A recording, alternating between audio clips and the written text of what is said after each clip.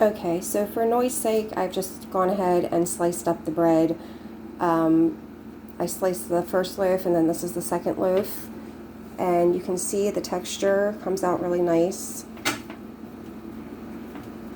I had a difficult time when I was trying to make bread from hand, finding a recipe that really came out like sandwich bread. And my whole family loves this. We eat it just like store-bought bread. And so I just store it in a gallon Ziploc bag. I'll split the loaf in half and store it like that, and then I'll put one in the fridge for the week and one in the freezer. When the one in the fridge runs out, we'll pull the one out of the freezer, and then at that point I'll start baking a new loaf.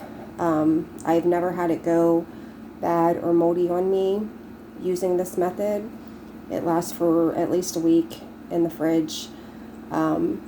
We usually eat it by then, but I think that some people give up on the bread maker because they can't supply enough for the demand for their family.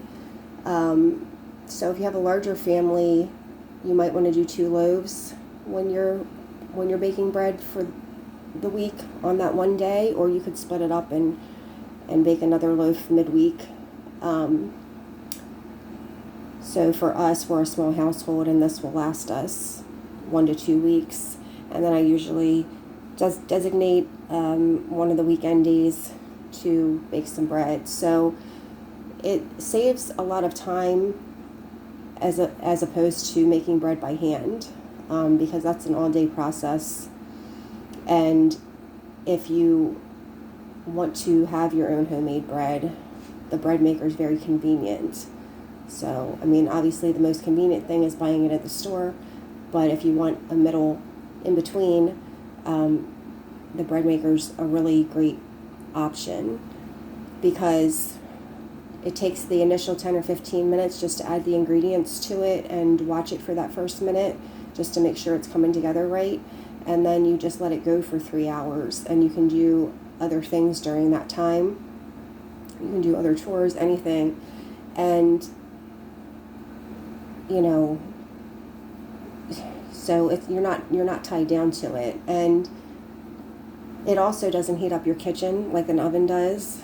It's a countertop appliance, and so during the summertime, it's a really great thing because it doesn't heat up the house.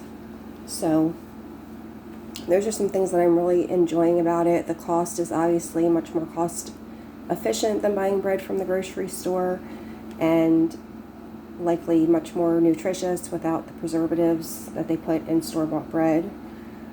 So our family's really enjoying it. We'll probably stick with us for the foreseeable future. If you have any questions, feel free to leave them in the comments, and I'll try to help you if I know.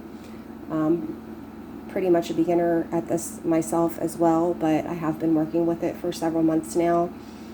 But I will try to answer your questions if I can. And if you have a bread machine and you have any tips, feel free to leave them in the comments as well. So I hope this was helpful. Thanks for watching. Bye-bye.